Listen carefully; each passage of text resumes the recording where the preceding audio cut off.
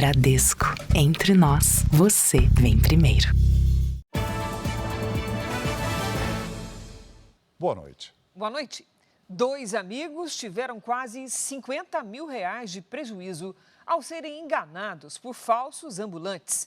Eles trocaram os cartões das vítimas sem que elas percebessem. Esse é um tipo de crime considerado estelionato e teve um aumento de quase 30% no início deste ano em São Paulo. Era mais uma noite de diversão para o Saulo e a Bianca, mas que acabou em prejuízo após comprarem bebidas de um ambulante. Aí eu fui pagar com cartão e... não passou, porque era aproximação. Não, a senha, o cara pediu a senha. Aí eu digitei a senha, nem pensei na hora, não pensei em nada. Não passou, tal. Aí de repente a minha carteira caiu. E eu também não pensei em nada. Ele falou que no meu caso era um erro de internet, que estava sem internet. E aí ele queria passar de novo. Aí eu falei, não vou deixar passar de novo. E aí eu falei, então tá bom, então eu vou fazer um Pix. Foi só no dia seguinte que os dois descobriram que os cartões haviam sido trocados na hora do pagamento e que ambos tinham sido vítimas de fraudes. Saque de 760 e poucos reais, que era o que eu tinha na conta. Aí um tempinho depois, compra efetuada com sucesso, pagamento efetuado com sucesso para um nome de uma pessoa, no crédito, de R$ 2.700. Aí que eu fui na minha calça pegar o cartão e vi o cartão era o nome de mulher. Trocaram meu cartão. Realizaram 5 compras de crédito, tudo no valor de 7 mil, 8 mil, 6 mil. Bom, no total, qual foi o prejuízo? 45 mil. Só nos 2 primeiros meses deste ano, o estado de São Paulo registrou uma média de 62 casos de estelionato por dia, quase 3 por hora. Entre janeiro e fevereiro, esse tipo de crime cresceu 29% em comparação com o mesmo período de 2023. Saulo e Bianca tiveram os cartões trocados na hora do pagamento. Então, a polícia recomenda nunca entregar ao vendedor.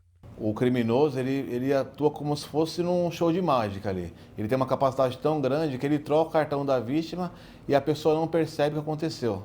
Ele tem uma maquininha que já extraiu os dados de interesse para ele. Então, com aquilo, ele vai fazer as operações de interesse e conseguir sacar o dinheiro da conta da vítima. Veja agora outros destaques do dia. O Ministério da Saúde amplia a faixa etária para vacinação contra a dengue. Homem é preso suspeito de estuprar e manter uma turista em cárcere privado. Escritora atacada por pitbulls deixa hospital no Rio de Janeiro. Estados Unidos vetam reconhecimento da Palestina como Estado membro das Nações Unidas. E a demissão do técnico do São Paulo após 2 derrotas seguidas no Brasileirão.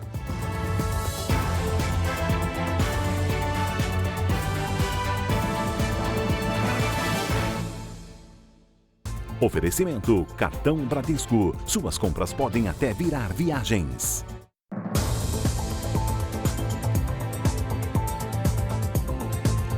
Seis suspeitos de fazer parte do PCC foram presos numa operação da Polícia Civil na Grande São Paulo. Em Minas Gerais, o Ministério Público realizou outra operação para combater a facção no Triângulo Mineiro. 116 mandados de prisão preventiva e 11 de busca e apreensão. A operação do Grupo de Combate ao Crime Organizado de Uberlândia teve como alvo integrantes da facção paulista que atuam na região. Os agentes também cumpriram os mandados em outras cidades do Triângulo Mineiro e em presídios do estado e também em São Paulo. As investigações do GAECO começaram depois da informação de que parte da facção recebia drogas e celulares num presídio em Uberlândia. Nós recebemos a informação de que o equipamento Bodycan ele foi quebrado por um policial penal. E a partir disso nós redobramos a cautela, porque começou a entrar mais droga e armas ou mesmo produtos ilícitos dentro do presídio. A Secretaria de Justiça de Minas Gerais informou que o scanner corporal já voltou a funcionar. Aqui em São Paulo, policiais das delegacias de Guarulhos também fizeram uma operação contra integrantes da facção criminosa. Os agentes desarticularam uma célula do grupo que agia aqui e que, segundo investigações, era responsável pela produção, distribuição e venda de drogas até para outros estados. Os agentes também estiveram em cidades do interior paulista e da Baixada Santista. 3 meses atrás, um casal foi preso com 15 quilos de drogas. Também foram apreendidos celulares que ajudaram na investigação. E aí passamos a fazer todo o levantamento. Com um relatório minucioso, fizemos a representação para a concessão dos mandados. 4 dos 14 mandados de prisão temporária foram cumpridos. Outras 2 pessoas foram presas em flagrante. Os agentes apreenderam meio quilo de cocaína e 11 celulares, que poderão levar a novas prisões. Então vamos novamente fazer o levantamento dos dados telemáticos de cada aparelho. E com certeza essa investigação prosseguirá. Um tipo de ameaça tem assustado moradores das grandes cidades. Criminosos que atacam as pessoas quando elas chegam ou saem de casa. E essa semana em São Paulo, casos parecidos chamaram a atenção. O idoso caminha até o prédio onde mora. Um rapaz para a bicicleta, se aproxima. Os dois conversam. Depois ele se afasta e quando o homem se prepara para abrir o portão, o criminoso ataca. Puxa a corrente do pescoço do idoso e ele cai. Ainda tenta se defender, mas não impede o roubo. O crime foi nessa rua, num bairro da Zona Sul de São Paulo. Era só virar a chave para entrar no condomínio e ficar em segurança lá dentro. Mas o ladrão foi mais rápido e nem se intimidou de atacar a vítima de dia, num horário com bastante movimento. Mas isso não é surpresa para quem mora aqui e diz que os roubos na rua são frequentes. Tem que andar olhando para frente, para trás, para o lado, ver moto, ver carro, ver pessoal andando, ver essa ruazinha aí que é perigosa, tem que olhar tudo. Foi também numa rua perto de casa que a apresentadora Silvia Popovic foi assaltada de maneira parecida. O ladrão atacou pelas costas. Ela foi derrubada. O criminoso roubou um anel e fugiu. Você sai de uma experiência dessas completamente destruída, vulnerável, se sentindo zero. Aqui um homem chegava de carro em casa quando foi rendido por 4 assaltantes. Eles invadiram a residência e roubaram eletrônicos, eletrodomésticos e dinheiro. O morador ainda foi levado e obrigado a fazer transferências bancárias antes de ser libertado. 2 suspeitos foram presos. Segundo especialistas, os criminosos que agem quando as vítimas saem ou voltam para casa têm uma característica comum. Eles atuam normalmente em uma região mais ou menos delimitada, a área de conforto dele. O sujeito está atrás do que vier. O que vier ele leva. Se tiver um pouco de dinheiro, leva. Se tiver dinheiro, o celular, leva. O medo de se tornar vítima de assaltantes faz as pessoas mudarem hábitos. Eu não ando com joias, eu não ando com ouro, eu não ando com celular, porque infelizmente já ficam de olho. Então já tiro tudo, cartão de crédito, tento não carregar mais, para evitar esse tipo de abordagem. A Polícia Civil prendeu hoje um cientista político suspeito de estuprar e manter uma turista paulista em caráter privado, em cárcere privado, por quase 20 horas no Rio de Janeiro. A vítima conheceu o homem em um aplicativo de relacionamento e só conseguiu escapar depois que um amigo rastreou a localização do celular dela. A viagem ao Rio de Janeiro foi traumática para esta mulher, que não vai mostrar o rosto. Muito medo, eu realmente achei que eu não fosse sair dali com vida. A turista diz ter sido torturada, estuprada e mantida em cárcere privado, após conhecer Lucas José Dibe, de 35 anos, em um aplicativo de relacionamentos. O caso teria acontecido neste prédio, na zona sul do Rio. Imagens do circuito de segurança mostram quando os dois chegam à portaria. Tudo parecia normal, mas segundo a vítima, quando eles chegaram ao apartamento, Lucas começou a ficar agressivo. Ele começou a falar que eu não sairia mais de lá, que agora eu só tinha ele, que ele era meu dono. A mulher diz ter sido abusada sexualmente por quase 20 horas e que era obrigada por Lucas a usar drogas. Um amigo conseguiu rastrear o celular dela e foi ao edifício. Estas imagens mostram quando a mulher chega à portaria descalça e corre com o colega. Ela escapou porque convenceu Lucas que iria apenas tranquilizar o amigo. A vítima foi trazida para este hospital particular na zona oeste do Rio, onde recebeu os primeiros socorros e acionou a polícia. O exame de corpo de delito confirmou sinais de violência. Durante o período em que manteve a mulher em cárcere privado, o homem dizia ter conhecimento político e que nada aconteceria a ele. O crime ocorreu no início do mês, mas o suspeito foi preso hoje. Policiais civis foram até o apartamento dele. Vem! Vira de costa pra mim! Lucas foi preso pelos crimes de estupro, tortura, sequestro, ameaça e injúria. No imóvel, os policiais encontraram um equipamento de som que teria sido usado para abafar os pedidos de socorro. Foram apreendidos também computadores, celulares, algemas e materiais eróticos. Essas circunstâncias todas dão veracidade ao depoimento da vítima. Então, é uma prisão temporária, a gente está analisando todos os elementos que foram colhidos, tanto testemunhais quanto de objetos apreendidos hoje. A defesa dele não foi localizada. A turista voltou para casa, no interior de São Paulo, e espera que o agressor seja punido. Que ele nunca mais tenha a oportunidade de fazer isso, de tocar em outra mulher, e que nenhuma outra mulher passe pelo que eu passei. No Aeroporto Internacional de São Paulo, em Guarulhos, a Polícia Federal prendeu um angolano que tentava embarcar para a França com um passaporte que não é dele. O estrangeiro foi encaminhado para o hospital para realizar exames por suspeita de ter engolido cápsulas com droga. Um caminhoneiro foi preso com 50 mil comprimidos de rebite na BR-153, em Goiás. Ele disse que receberia R$1.000 para realizar o transporte de São Paulo até o Tocantins. O governo federal proibiu que cartões de crédito sejam usados para o pagamento em sites de apostas na internet.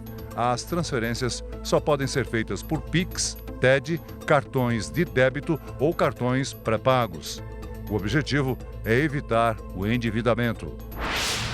Foi preso em Belém o ex-deputado federal Vladimir Costa, suspeito de cometer violência política contra a deputada Renilce Nicodemos, do MDB. A parlamentar teria sido ofendida reiteradamente. A defesa de Vladimir classificou a decisão da Justiça Eleitoral do Pará como censura.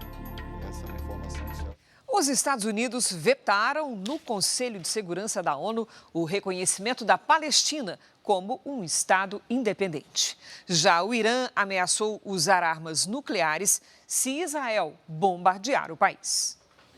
O alto comandante da Guarda Revolucionária, Ahmad Haqtalab, disse que o Irã pode usar o programa nuclear para fins militares, se houver qualquer ameaça ou ações contra as instalações do país. Nesta quinta-feira, a equipe do Jornal da Record visitou a base militar para onde foram levados os destroços do ataque iraniano. Este é um dos 120 mísseis balísticos lançados pelo Irã. Ele foi interceptado sobre o Mar Morto, depois de viajar 1.500 quilômetros em apenas 12 minutos. O tamanho é impressionante, são 11 metros de comprimento. E este é apenas um pedaço dele. O restante foi destruído pela defesa de Israel. Por causa da ofensiva contra Israel, os Estados Unidos e o Reino Unido impuseram sanções econômicas contra o Irã.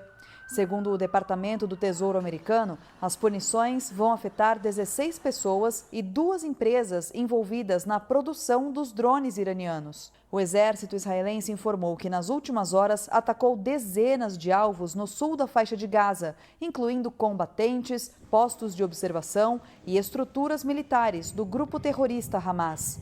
Já na Cisjordânia, as forças de segurança de Israel prenderam um integrante do Estado Islâmico. Ele teria planejado um atentado terrorista que aconteceria na região.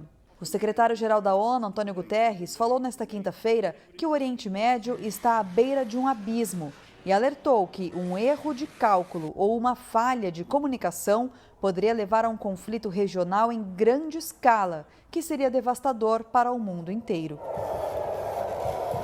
Em Tel Aviv, familiares voltaram às ruas para pedir a libertação dos reféns.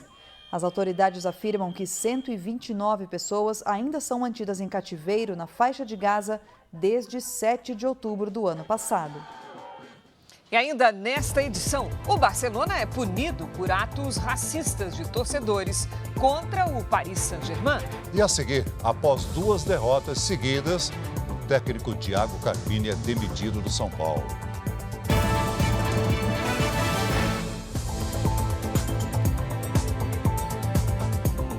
De volta da viagem à Colômbia, o presidente Lula participou agora à noite da reunião de retomada do Conselho Nacional de Política Indigenista. A reunião foi na sede do Ministério da Justiça, em Brasília. O Conselho de Política Indigenista é responsável pela elaboração e acompanhamento de políticas públicas destinadas aos povos indígenas. O Conselho foi extinto em 2019 e recriado por Lula no ano passado. No evento, Lula assinou a demarcação de 2 novas terras indígenas, em Mato Grosso e na Bahia. O ministro do Supremo Tribunal Federal, Nunes Marques, autorizou a retirada da tornozeleira eletrônica do contraventor Rogério de Andrade. Rogério compareceu à Secretaria de Administração Penitenciária do Rio de Janeiro, onde retirou a tornozeleira. Ele é acusado de chefiar um grupo criminoso que atua no jogo do bicho, caça-níqueis, bingos e cassinos clandestinos no Rio de Janeiro. O processo corre em sigilo. Rogério era monitorado desde dezembro de 2022, quando foi liberado da prisão. O ministro Nunes Marques também retirou a exigência de Rogério ter que voltar para casa até às 18 horas. O ministro da Fazenda, Fernando Haddad, participou hoje em Washington, nos Estados Unidos, de uma reunião com ministros do G20, o grupo que reúne as maiores economias do mundo. Fernando Haddad fez o discurso de abertura do encontro. O Brasil está na presidência do G20 e defende a taxação dos chamados super ricos e o fortalecimento dos bancos para financiar o desenvolvimento. Haddad também participou de reuniões com o senador americano Bernie Sanders e com o ministro de Finanças da China. Em entrevista ao correspondente Vandrei Pereira, Haddad fez uma avaliação da participação do Brasil no encontro. Nós estamos discutindo a questão climática, o impacto do aquecimento global sobre os países pobres, a questão da fome e a questão da fonte de financiamento, que é a taxação dos super ricos. São 3 mil pessoas no mundo, não estou falando de... para angariar um fundo para equacionar esses problemas. Depois de apenas 18 partidas, Thiago Carpini foi demitido e não é mais técnico do São Paulo. O treinador, que já balançava no cargo, não resistiu à derrota por 2-1 para o Flamengo pelo Brasileirão. Carpini conquistou o título da Supercopa do Brasil contra o Palmeiras. Também foi o treinador responsável pela primeira vitória do São Paulo na história contra o Corinthians, na Neoquímica Arena. Mas a eliminação no Campeonato Paulista contra o Novo Horizontino, no Morumbis, e o mau começo no Brasileirão, com 2 derrotas em 2 jogos, pesaram e acabaram com a demissão do treinador de 39 anos. O tricolor deve agora ir atrás de um estrangeiro para comandar a equipe. O frio chegou ao sul do Brasil. As serras Gaúcha e Catarinense registraram a primeira geada do ano. Depois de 4 meses seguidos sem nenhum registro de frio tão intenso, a neblina e a geada esbranquiçaram a paisagem em Santa Catarina. A menor temperatura registrada foi de 1,5 graus no Vale Caminhos da Neve. Uma aurora boreal se formou atrás de uma erupção vulcânica na Islândia. O resultado foi uma bela imagem no céu. A combinação dos 2 fenômenos naturais formou um espetáculo de luzes e formas. O vulcão está em atividade desde dezembro do ano passado, mas vem perdendo força. A Islândia possui localização geográfica privilegiada que ajuda a observar a aurora boreal. O reality show A Grande Conquista chega à 2ª temporada na Record. Com um formato inédito e exclusivo, o programa vai colocar famosos e anônimos para enfrentar tentações e batalhar por R$1 milhão. A nova temporada de A Grande Conquista vai reunir nessa pequena e charmosa vila nada menos que 100 participantes. São 3 casas onde os jogadores vão ficar. O perrengue começa pelo espaço. Na Casa Laranja, por exemplo, são apenas 5 camas para 47 competidores. E para que você não perca nada, um batalhão de profissionais está a postos. Está sempre aprimorando e atualizando tecnologia, número de microfones, como a gente vai captar, o que a gente vai captar, como que a gente vai fazer essas histórias chegarem. E no meio de toda essa agitação, ajustando equipamentos, foi o dia de apresentar aos jornalistas de todo o Brasil os detalhes eletrizantes dessa temporada. E o local escolhido para a coletiva não poderia ser melhor, justamente o campo de provas, onde os jogadores vão enfrentar muitas batalhas. A temporada estreia na próxima segunda-feira, a partir das 10h30 da noite, cheia de novidades. Que a gente quer que nunca pare, a gente quer que quem está assistindo queira sempre continuar assistindo, porque sempre vai ter uma coisa nova para acontecer. Quem vai conduzir o programa é a jornalista Raquel Sherazade, ex-participante de outro reality da Record, A Fazenda. Eu não tenho só a visão do apresentador, daquele que vai ficar ali entre o participante e o telespectador, né? O mediador. Eu tenho a visão também, eu senti na minha pele, eu calcei os sapatos daqueles que estarão participando e competindo pelo prêmio. Raquel vai dividir espaço com um apresentador bem diferente, o Fred, uma criação da inteligência artificial. E a função vai ser informar os jogadores sobre tudo. Observar cada pessoa. Os 100 participantes já foram divulgados e você pode conhecer todos os nomes no r7.com. Na primeira fase, os competidores vão ficar confinados por 18 dias e enfrentar provas, dificuldades e tentações. O grande desafio é deixar as casinhas da vila e passar a morar aqui, na mansão. Uma chance que só 20 competidores vão ter para disputar o prêmio de R$1 milhão. Além da TV, de segunda a segunda, a vida dos vileiros, como serão chamados os participantes, vai estar o tempo todo no ar, no portal e nas plataformas da Record. A grande conquista continua em todas as plataformas digitais. No Play Plus, a gente tem 2 sinais 24 horas para os assinantes acompanharem tudo o que acontece no jogo. Mais que nunca, o público vai ter participação decisiva e ajudar a definir as dinâmicas e as provas. Vai escolher quem será eliminado ou promovido, não só a vida numa mansão, mas a vida de milionário. O JR faz uma pausa agora e depois vem o pronunciamento da ministra dos Povos Indígenas, Sônia Guajajara. Na volta, moradores da região central de São Paulo gravam assaltos a motoristas parados em congestionamentos. Justiça mantém presa mulher que levou o tio morto para sacar dinheiro em banco. Deputados americanos divulgam um relatório em que afirmam que o presidente do TSE censura a oposição no Brasil.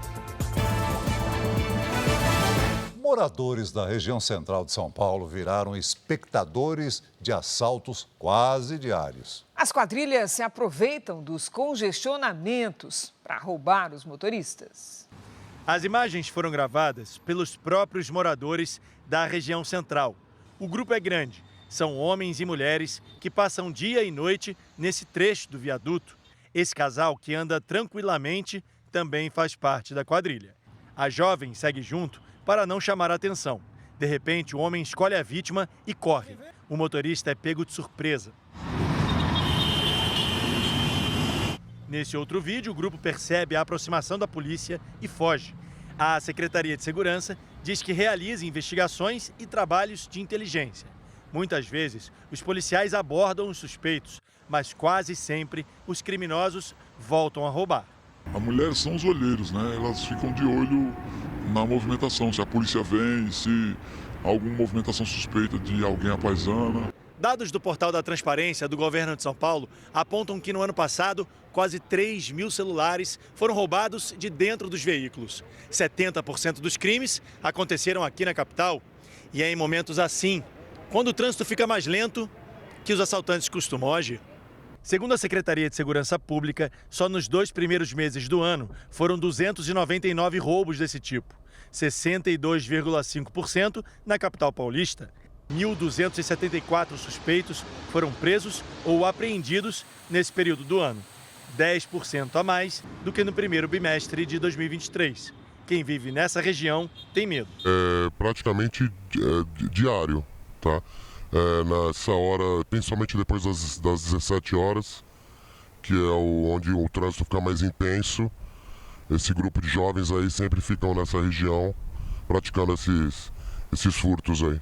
Para esse consultor em segurança, os motoristas também precisam ficar atentos para dificultar a ação dos criminosos. De forma geral, o criminoso fica procurando, viu um celular, viu uma mochila, viu uma bolsa. Então ele procura, a princípio, o que está mais fácil. O ladrão sempre quer facilidade.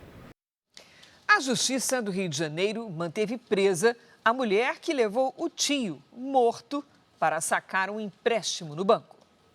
A audiência de custódia aconteceu na cadeia pública de Benfica, onde Érica de Souza Vieira está presa. A juíza decidiu converter a prisão em flagrante em preventiva. Érica responde por tentativa de furto mediante fraude e vilipêndio de cadáver.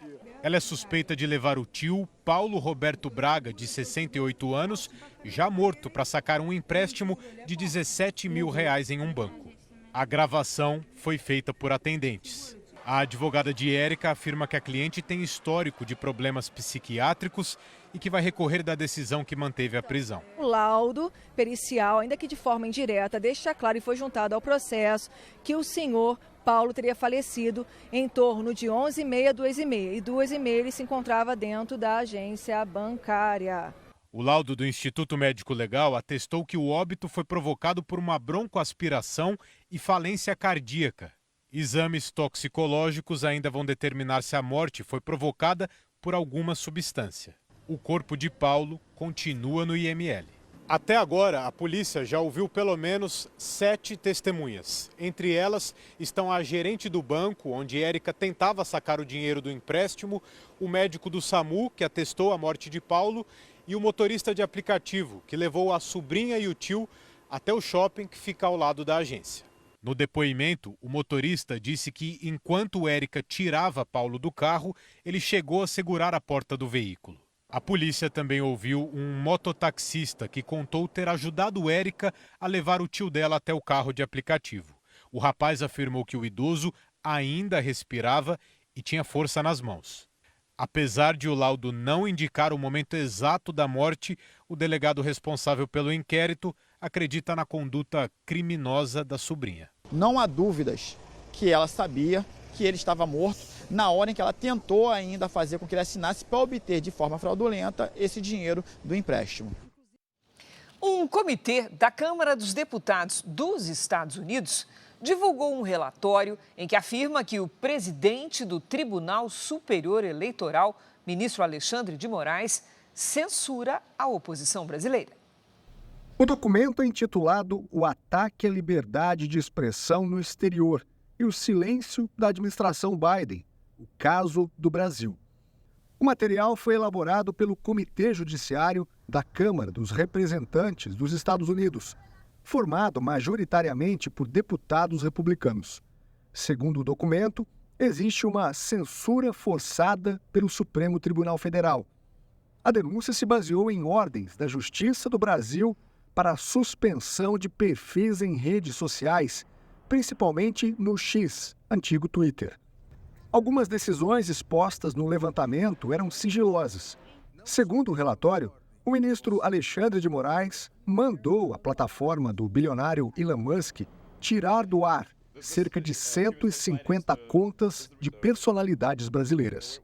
O Comitê da Câmara dos Estados Unidos alega que as medidas judiciais são uma maneira de calar opositores. Para os deputados, o presidente americano, o democrata Joe Biden, deveria agir para proteger a liberdade de expressão no Brasil. O STF respondeu que os documentos revelados pelos deputados americanos mostram apenas as ordens e não os motivos que pautaram as decisões, e que todos os despachos da Corte Brasileira seguem a Constituição Federal. Hoje, Musk escreveu que a lei quebrou a lei, ao compartilhar uma publicação que critica a atuação do ministro Alexandre de Moraes. Os embates entre os dois começaram no início de abril, quando o dono do X ameaçou descumprir ordens do magistrado brasileiro. O Barcelona foi punido por atitudes racistas de alguns torcedores. Veja no nosso giro de correspondentes. O Barcelona recebeu uma multa de R$140 mil da UEFA. A punição veio depois que torcedores fizeram gestos racistas e de apologia ao nazismo. Foi durante partida pelas quartas de final da Liga dos Campeões contra o Paris Saint-Germain na semana passada, dia 10 em Paris. 2 homens foram detidos. O clube catalão também foi proibido de jogar com a torcida fora de casa na próxima partida pela Liga. Como o Barcelona foi eliminado, a punição fica para outra temporada. Agora o destaque na Ásia com a correspondente Silvia Kikuchi. 11 mil pessoas abandonaram as casas após um vulcão entrar em erupção na Indonésia. Durante a madrugada, a lava e a fumaça puderam ser vistas de longe. E com o risco de quedas de rochas no mar, as autoridades emitiram um alerta para tsunami que acabou não se confirmando. Nas áreas mais remotas, a retirada de pessoas é feita de barco. Um aeroporto da região foi fechado. Você vê agora a escolha do júri para o julgamento de Donald Trump com a Juliana Hills. Os 12 integrantes do júri no Tribunal de Nova York foram definidos hoje. Também haverá 6 suplentes. Mais cedo, 2 pessoas que fariam parte do júri acabaram dispensadas. Uma porque temia que a identidade fosse revelada e a outra porque a promotoria teve dúvidas quanto à veracidade das respostas dadas à corte. Trump é acusado de falsificar registros fiscais para supostamente comprar o silêncio de uma atriz de filmes adultos com quem teria tido um relacionamento extraconjugal. O julgamento não deve impedir que o republicano concorra às eleições presidenciais de novembro. Trump se declara inocente. Esse é o primeiro julgamento criminal de um ex-presidente americano. De Orlando, Juliana Hills. Veja a seguir, para não perder doses, o Ministério da Saúde amplia o público-alvo da vacinação contra a dengue. Escritora que teve braço amputado após sofrer ataque de pitbulls recebe alta no Rio de Janeiro e diz que vai fazer livros voltados a crianças que também sofreram amputações.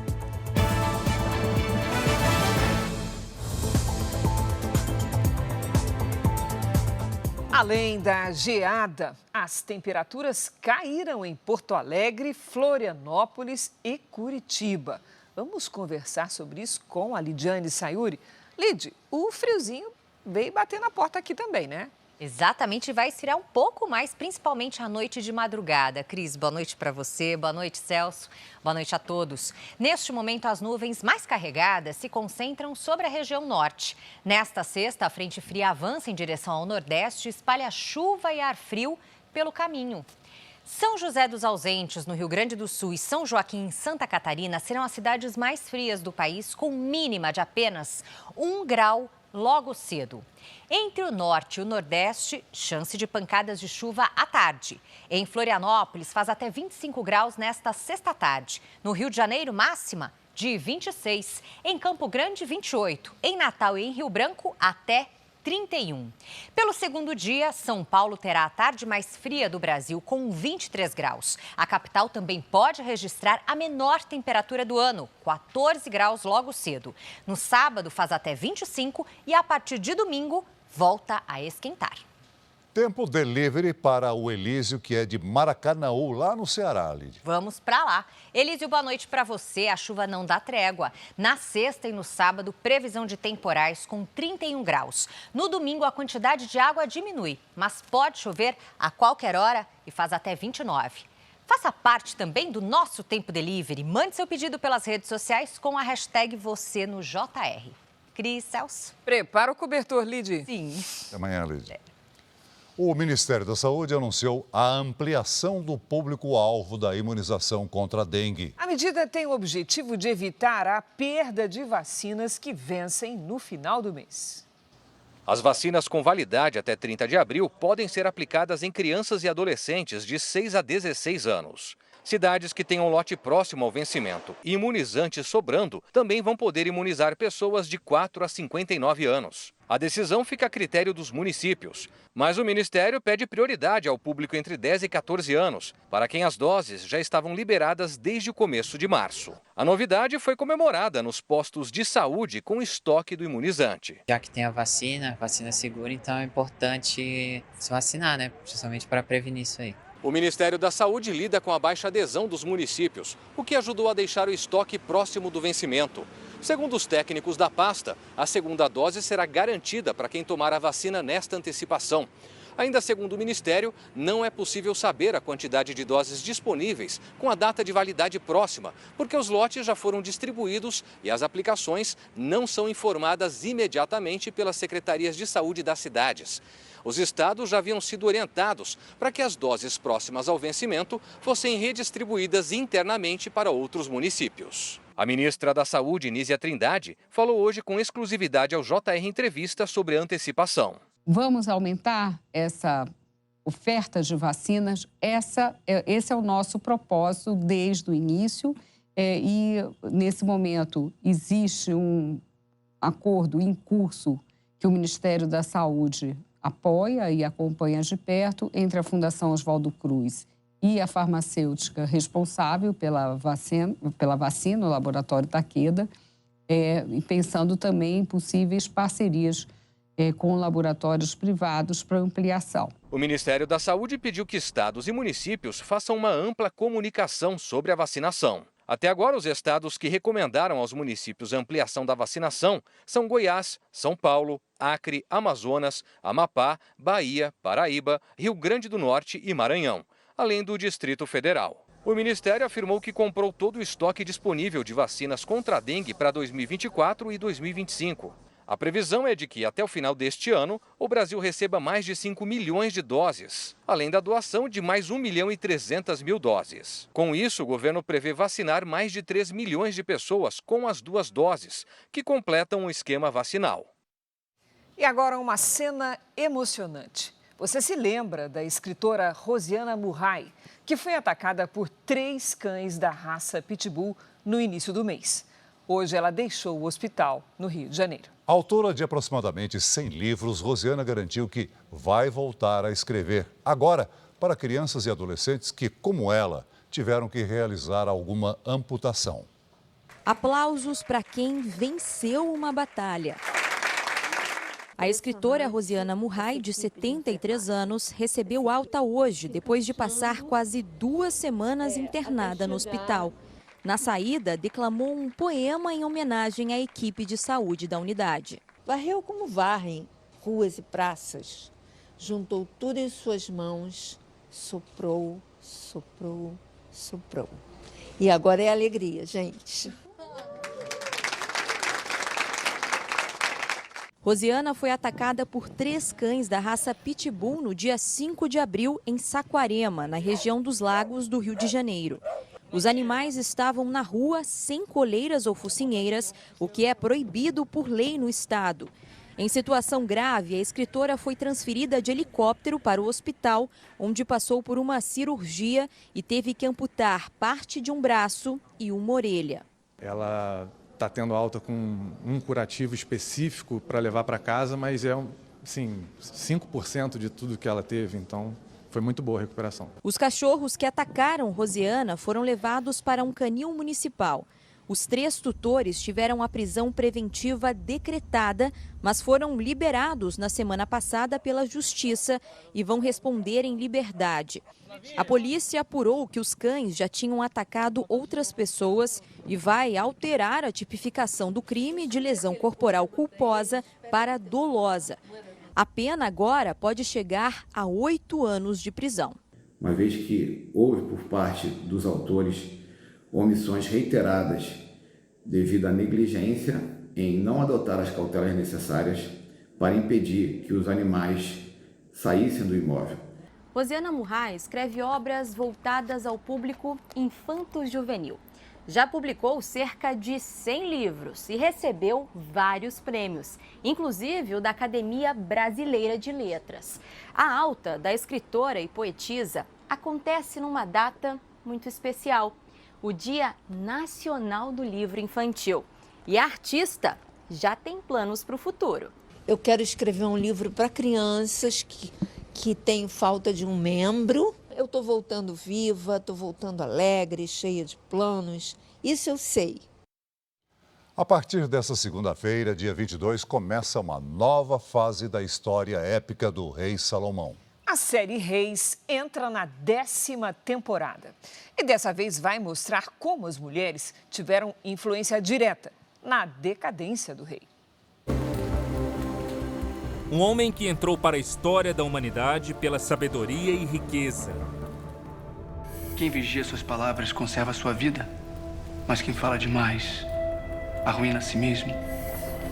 Mas que também é conhecido até hoje pelas 1000 mulheres. Então, porque ele é rei e ele pode, ele não vê isso como um pecado, ele vê isso como, olha, eu tenho que fazer a minha parte, né? São minhas esposas, elas precisam, eu preciso de herdeiros, eu não estou fazendo nada de errado, não estou traindo ninguém.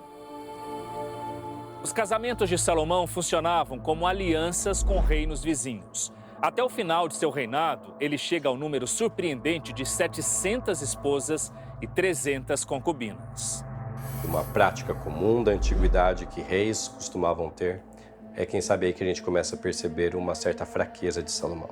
Ele tem uma certa obsessão por ter um harém cada vez maior, cada vez mais expressivo, que demonstre sua virilidade.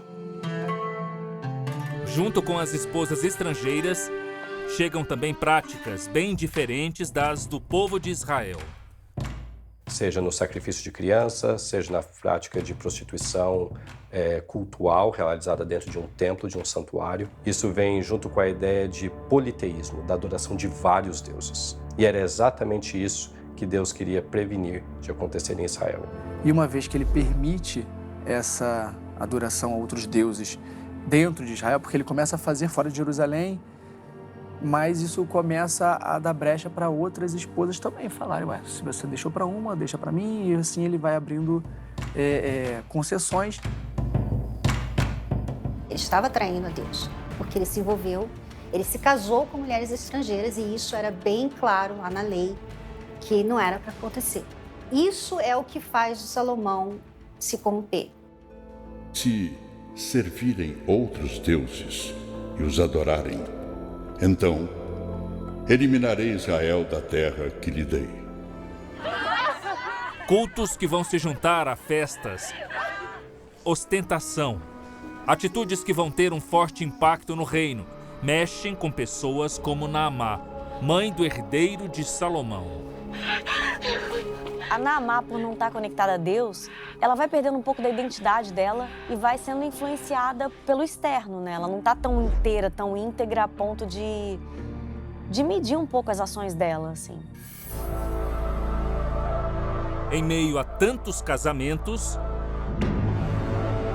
uma figura vai mexer profundamente com o rei. A gente vai conhecer a rainha de Sabá, que é, eu diria, o ápice da história de Salomão nessa 10ª temporada. O encontro do público com a rainha de Sabá será ao mesmo instante que Salomão terá com ela. E será nesses novos cenários. É o cenário mais exuberante que ele quer fazer, que é a Casa do Bosque, que é lindo. Quem vocês pensam? Como Salomão vai lidar com tantas mulheres e costumes distintos? Também vamos enviar nossas princesas para você, Salomão. Não perca Reis à Decadência, estreia na segunda-feira, dia 22, logo após o Jornal da Record. Essa edição termina aqui e à 00:30 tem mais Jornal da Record. Fique agora com Reis, edição especial. E logo depois de Gênesis, veja como um pescador brasileiro virou náufrago nas águas do Oceano Atlântico. No Câmera Record. Ótima noite para você. Boa noite.